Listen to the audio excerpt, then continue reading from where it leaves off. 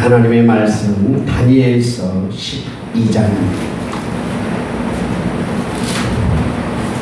다니엘서 12장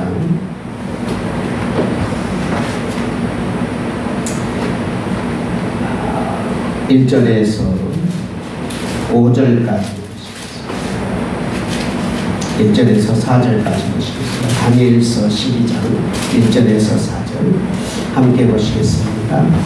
그때 내 민족을 호위하는 큰 군중 미가엘이 일어날 것이요 또 환란이 있으리니 이는 개국 이래로 그때까지 없던 환란일 것이며 그때 내 백성 중 책에 기록된 모든 자가 구원을 받을 것이라. 땅의 티끌 가운데서 자는 자 중에서 많은 사람이 깨어나 영생을 받을 자도 있겠고 수치를 당하여서 영원히 부끄러움을 당할 자도 있을 것이며 지혜 있는 자는 군창의 빛과 같이 빛날 것이요 많은 사람을 옳은 대로 돌아오게 하는 자는 별과 같이 영원토록 빛나리라. 다니엘아, 마지막 때까지 이 말을 간수하고 이들을 봉합하라. 많은 사람이 빨리 왕래하며 지식이 더하리라.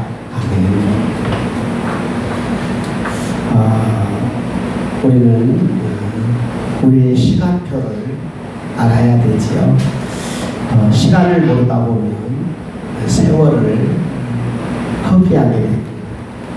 그래서 우리는 늘 시간을 보면서 지금이 아침인지 점심때인지 저녁때인지 또 새벽인지 밤중인지를 시계를 통해서 체크할 뿐만 아니라 내 나이가 지금 어떤 나이인지 체크해야 되고 이 세상이 어떻게 흘러가고 있는지를 바라보는 그런 안목들이 있어야 되죠.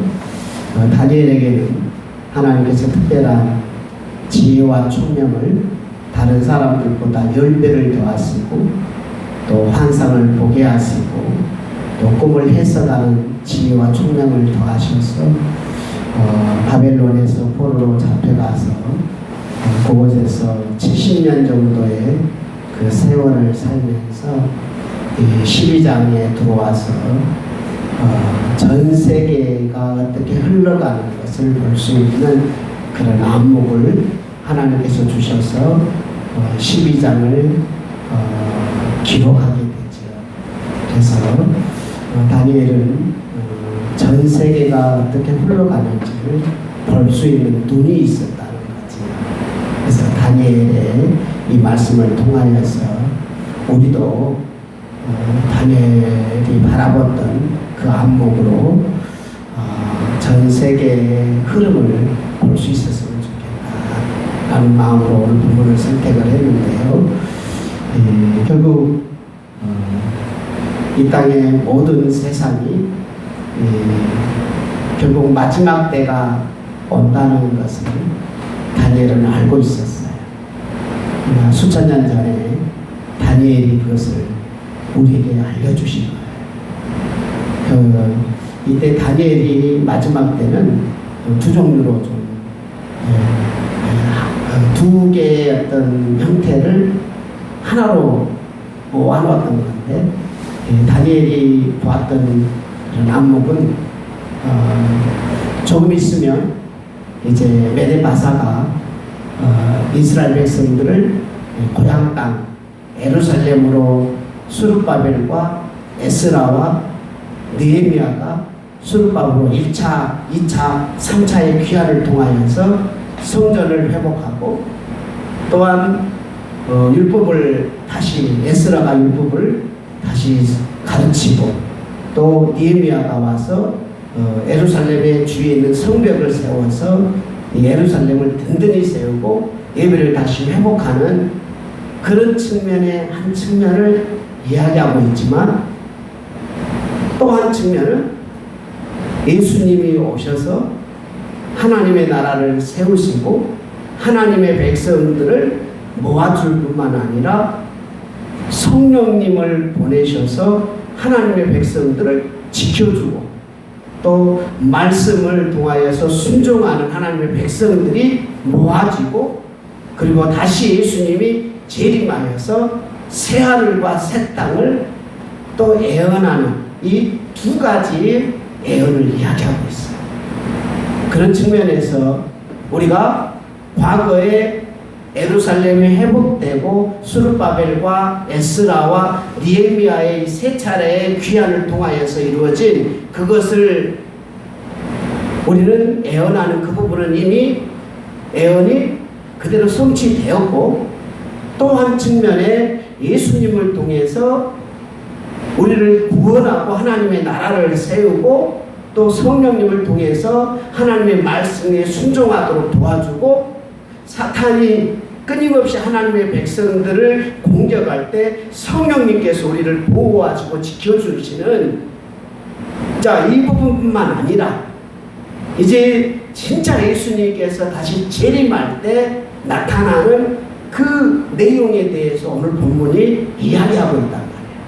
그래서 이런 이야기들을 우리는 잘 기억해가지고 역사의 마지막에 어떤 일이 일어날 것인지를 알고 신앙생활을 해야 한다 이 말입니다. 결국 우리가 이런 내용들을 정확하게 인식하지 못하면 우리는 우리 인생을 이 땅에서 마지막에 분명히 이런 일들이 일어날 것인데, 이것을 알고 깨닫고 이 말씀을 내가 간직하고 살아가면 우리는 그런 방향으로 우리의 인생을 살아가는데, 이런 내용들을 우리가 인지하지 못하고 살면 지금 당장 보이는 것이 우리 인생의 전부라고 착각하고 살거든요. 예수님을 믿어서 하나님의 자녀가 되었는데, 자, 마지막 때에 일어날 일들을 한번 같이 살펴볼까요? 자, 2절 같이 한번 보도록 하겠습니다. 2절 시작. 땅의 티끌 가운데서 자는 자 중에서 많은 사람이 깨어나 영생을 받은 자도 있겠고, 수치를 당하여서 영원히 부끄러움을 당할 자도 있을 것이다. 예수님이 재림하면 모든 사람들을 두 종류로 나눈대요. 어떤 사람은 영생을 받은 자도 있겠고, 어떤 사람들은 수치를 당하여서 영원히 부끄러움을 당하는, 영원히 하나님과 함께 사는 영생을 얻는 자가 있겠고, 영원히 수치를 당하면서 부끄러움을 당하는 사람들이 있을 것이다. 그러므로 나는 영생을 얻었는지 아니면 영생을 얻지 않았는지 늘 점검해 봐야 된다. 영생을 어떻게 있느냐? 하나님이 세상을 이처럼 사랑하사 독생자를 주셨으니 그를 믿는 자마다 멸망치 않고 뭘 얻으리라? 영생을 얻으리라.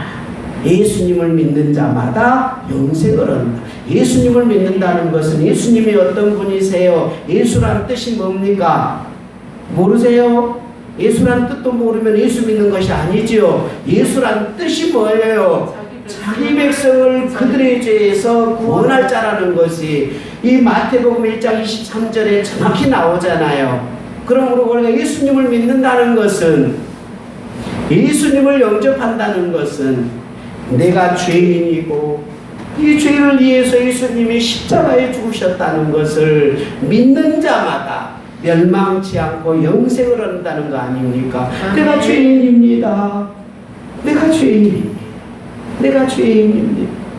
이 죄를 대신해서 예수님이 오셨습니다. 이렇게 믿는 사람이 영생을 얻는 줄 믿습니다. 아멘. 그러므로 이런 예수님을 내가 정확히 믿고 있는지, 내가 정말 죽을 죄인인지 아닌지를 알아야 되는데요.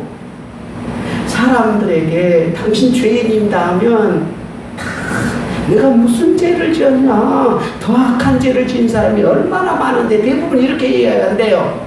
그래서 내가 진짜로 죽을 죄인이다 이렇게 깨달으려면 누가 들어와야 되느냐? 예수님이 내 안에 들어올 때만이, 예수님이 내 안에 들어오실 때만이, 예수님의 영이신 성령님이 내 안에서 눈을 열어줄 때만이, 성령의 거듭남이 있을 때만이, 예수님이 내 안에 들어올 때만이, 하나님이 내 안에 들어오실 때만이 비로소 내가 죽을 죄인이라고 깨닫게 된대요. 그러니까 예수님이 안 들어오면, 예수님이 내 안에 들어오시지 않으면 내가 죽을 죄인이라고 생각을 못하는데요. 여러분은 스스로 늘 고백하십니까? 내가 죽을 죄인이고 내가 저주받을 사람이고 하나님 앞에 지옥 갈 사람인데, 이렇게 자기가 진심으로 고백된 사람이 예수님을 찾게 된다는 거예요. 그러니까 죄인이 예수님을 찾는 거예요. 병든 자가 병원을 찾고 의사를 찾듯이 죄인이 예수님을 찾는 거죠. 예수님이 들어와야 죄인인 줄 알고, 죄인인 줄 아는 자가 예수님을 믿고, 이거는 동시다발적으로 동시에 이루어진대요. 그러므로 성령님이 들어오면 막 울면서 죄인임을 깨닫게 되고, 예수님이 들어오면 나 같은 죄인이라고 회개하고 통회하는 일이 일어나고, 그러면서 예수님을 믿으면서 예수님이 얼마나 고맙고 감사가 속에서 일어나는 이런 사건이나 이런 일들이나 비슷한 일들이 여러분에게 일어났나 이 말이지. 그런 일들이 일어나는 사람들, 아니면 그런 경험들이 있는 사람들, 그렇게 고백하는 사람들, 영원토록 예수님이 고마워서 그렇게 하는 사람들, 그런 사람들에게는 영생이 보장됐지만, 그냥 관념적이고 의식적이고 입으로만 고백하고 그냥 이런 허울 좋게 지식적으로만 하는 것은 진짜 믿음은 아니지요. 그러므로 여러분 스스로가 늘 자기를 점검해서 내가 정말 예수님이 나의 구주님인지, 이런 사람들에게만 영생이 보장된 줄 믿습니다. 아멘. 그럼 영생이 보장이 됐어요. 예수님을 영생을 보장이 됐어요. 그럼 우리는 이제 예수 믿는 사람들은 어떻게 살아야 될까요? 라는 그 다음 구절이 3절이래요. 3절 같이 보겠습니다. 시작. 지혜 있는 자는 궁창의 빛과 같이 빛날 것이요, 지혜 있는 자는 궁창의 빛처럼 빛난대요. 지혜롭지 않는 사람은 빛이 없대요. 그러니까 별처럼 빛난단 말이에요. 궁창의 빛처럼 빛난단 말이에요. 빛나. 그 빛이 뭐죠? 지혜가 뭡니까? 지혜의 근본이 뭐예요? 하나님을 경외하는 자가 지혜의 근본이죠. 하나님을 경외하는 지혜를, 결국 하나님을 경외한다는 말은 그분을 존중한다는 이야기고, 그분을 존중한다는 것은 그분의 말씀에 순종한다는 이야기예요. 그분이 말씀하시고 그분이 명령하면 그냥 따라가는 사람들, 그분이 명령하는 대로 순종하는 사람이 지혜 있는 사람이죠. 그분이 말씀하면 내가 순종하는 사람들, 이런 사람들은 빛난다 이 말이에요. 똑같이 예수님을 믿어서 구원을 받겠지만 어떤 사람은 하나님의 말씀에 따라서도 순종하지 않는 사람이 있고 순종하는 사람이 있잖아요. 예수님을 믿는 사람이 다 효도를 합니까? 어떤 사람은 하나님의 말씀에 순종해서 효도하고 어떤 사람은 효도하지 않잖아요. 예수 믿는 사람들도 거짓말도 하잖아요. 근데 어떤 사람은 손해가 될지라도 거짓말을 안 하는 사람들이 있잖아요. 그러면 거짓말을 하는 사람하고 거짓말을 안 하는 사람하고 동일할 수는 없지요. 손해를 보는데 거짓말하면 손해를 안 보고 거짓말 안 하면 손해를 보는데, 이 땅에서는 손해를 볼지라도 하늘에서 궁창의 빛처럼 빛나게 해주신다 이 말입니다. 그러므로 우리는 예수님을 믿었으면 그때부터는 우리의 인생관을 여호와를 경외하고 하나님의 말씀을 존중하고 하나님께 순종하며 사는 것이 우리가 살아야 될 길이 아니겠습니까? 아멘. 우리의 갈 길이 어느 곳인가 이 말이에요. 이 땅이 우리의 사는 삶의 전부가 아니기 때문에 다니엘은 그 미래를 알았잖아요. 미래를 알았기 때문에 이스라엘 백성들이 회복하고 예루살렘으로 돌아가니까 이 땅이 이 바벨론에 살고 있는 이 집이 자기 집이 아니잖아요. 조금 있으면 며칠이 몇 년이 지나면 예루살렘으로 돌아가야 되니까 이 집을 잘 가꾸려고 하지 않을 거 아닙니까? 예루살렘에 돌아가서 그곳에서 성전을 세우고 율법을 세우고 성벽을 세울 하나님의 백성들이 수만 명 수만 명, 수천 명들이 그곳으로 돌아가게 되는데 바벨론에다가 뭘 준비하겠어요? 안 하잖아요. 마찬가지처럼 우리도 결국 우리가 갈 곳이 정해져 있다면, 영원한 천국이 정해져 있다면 우리의 삶을, 이 땅에 인생이 우리의 삶을 투자하지는 않을 거 아닙니까? 어떻게 하면 하늘에서 빛날 것인지 생각하고 하나님의 말씀에 순종하는 여러분이 되시기를 바랍니다. 그런데요, 그 중에서도 빛나기는 빛나는데 거기서 광채가 나는 하늘의 별처럼 빛나는 사람들이 또 있대요. 이런 부분들이 굉장히 중요한 거예요.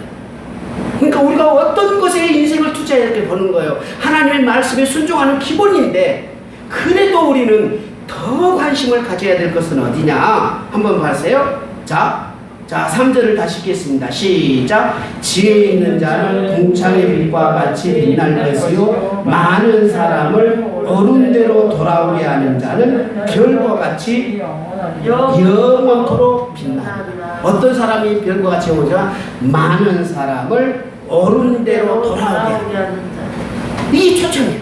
그러니까 진짜 하늘에서 별처럼 영원히 빛나는 그런 상급을 받고 싶다면 많은 사람을 어른대로 이끌어주는 일을 해라. 사람은 끊임없이 죄와 악과 사탄이 하나님께 순종하지 못하도록 온갖 방법과 온갖 그 모략과 온갖 죄악들로 인간의 발목을 꽉꽉 잡아서 예수님도 못 믿게 하고, 예수 믿어도 하나님의 말씀에 순종하지 않으려고 인간은 몸부림치는 인간의 죄의 성품들이 너무너무 강력해가지고 하나님께 따라오지 않는데, 그들의 손을 잡아주면서 사랑하는 우리 성도님, 사랑하는 형제님, 사랑하는 자녀들, 부모, 형제, 이웃들, 친구들을 향하여서 예수님을 믿어야 됩니다, 예수님이 생명입니다라고 그들을 설득하면서 성령님 도와주세요, 이끌어주세요, 내 힘으로는 안 되오니 성령님께서 도와주세요 해서 그 사람을 예수님 믿도록 도와주는 일, 인생을 잘못 가고 있는 그들을 옳은 길로 이끌어주는 일, 이런 일을 하는 사람들은 하늘의 별처럼 영원히 빛날 것이니 그런 일을 좀 해라. 예수님을 믿었는데 하나님의 말씀에 순종하지 아니하고 자기 방식대로 자기 원하는 대로 인생을 살고 다른 사람에게 손을 잡아주면서 그렇게 살면 하나님이 싫어해요. 하나님께서 좋아하는 일은 이런 일이에요라고 설득하고 이해시키고 그들을 살펴줘서 그들이 하나님의 말씀에 순종하도록 도와주는 일들을 감당하는 사람은 하늘의 별처럼 빛나게 될 것입니다. 아멘. 이런 말씀이 분명하고 확실하게 우리 앞에 있잖아요. 그럼 우리는 하나님 앞에 갈 게 분명하고, 그곳에서 궁창의 빛처럼 사는 순종하는 사람은 궁창의 빛처럼 사는 순종의 삶을 살아야 될 것뿐만 아니라 많은 사람들을 옳은 일대로 이끄는데 우리의 인생을 투자해야 되는 거 아닙니까? 우리의 물질을 투자해야 되고, 우리의 시간을 투자해야 되고, 우리의 마음을 투자해야 되고, 우리의 삶을 투자해야 되지 않겠어요? 하나님께서 보고 계시다는 사실이죠.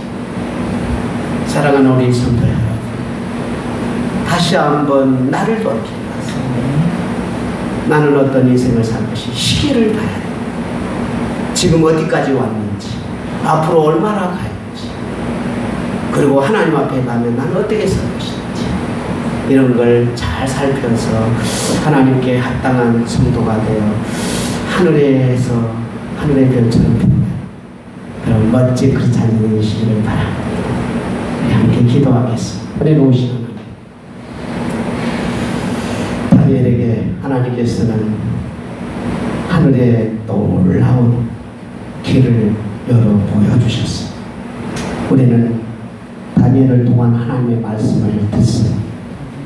하나님께서 어떤 일을 이루어 가실지, 어떤 사람은 영생을 얻고 어떤 사람은 영원한 수치와 부끄러움을 당할 것입니다. 그리고 지혜 있는 자는 궁창의 빛처럼 빛날 것이고, 많은 사람을 옳은 대로 이끌어주는 자, 하늘의 하늘의 별처럼 영원토록 빛나리라 하시는 하나님의 말씀을 보게 하시고 듣게 하시고 깨닫게 하시고 그 말씀 앞에 엎드리게 하시니 감사합니다.